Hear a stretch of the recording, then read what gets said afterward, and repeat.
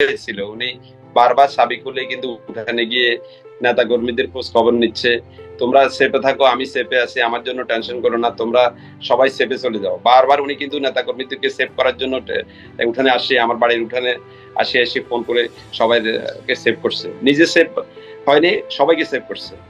ওই অবস্থায় আক্রমণকারীরা আক্রমণ করছে। আমি আমার নিজের আমি যখন দেখছি আমার ভাইয়ের উপর আক্রমণ করছে দেশীয় অস্ত্র শস্ত্র নিয়ে, আমি আমার শক্তি দিয়ে, যত শক্তি আছে আমি চেষ্টা করছি ভাইয়ের গায়ে যাতে কোনোভাবে একটা টাচও না দিতে পারে।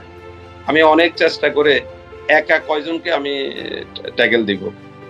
পরক্ষণে ভাই নিজের দেখছে যে আমাকে তো মারতেছে, প্রচুর মারতেছে, আমাকে আমাকে মারতে মারতে এরা শোয়াই ফেলাইছে। তখন ভাই চিন্তা করলো যে যদি আমাকে, উনাকে তো আর বাঁচানোর কেউ নাই, এখানে একটা লোকও নাই।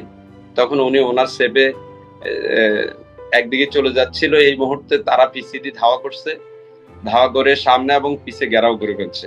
ঘেরাও করে আমরা আমাকে মারতেছে, তখন প্রচুর আমাকে খুব মারতেছে 7-8 জনে।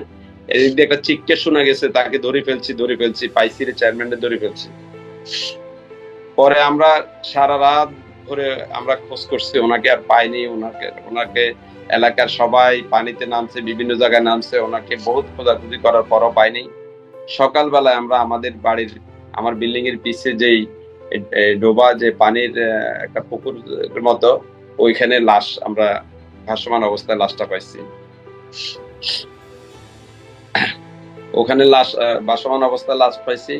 তারপরে আমরা ময়না তদন্ত করার জন্য একটা স্টেপ নিছিলাম, কিন্তু এমন এক পরিস্থিতি ছিল যে তখন ওই ময়না তদন্ত করার মতো অবস্থান ছিল না, কারণ সবাই যারা জানামাজাতে আসবে তাদেরকে বিভিন্ন ভাবে বাধা দেওয়া হয়েছে, কোনোভাবে আসার সেই সুযোগ নেওয়ার কোনো সুযোগ আমরা পাইনি।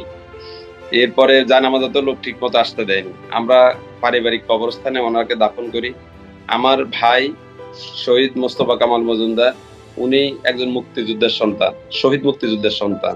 সেটা হচ্ছে আজকে আমার বাবাকে হারাইছি মুক্তিযুদ্ধের সময়, আজকে আমার ভাইকে হারাইছি আমার বাবাকে হারাইছি মুক্তিযুদ্ধে, এখন হারিয়েছি আমার ভাইকে। আমরা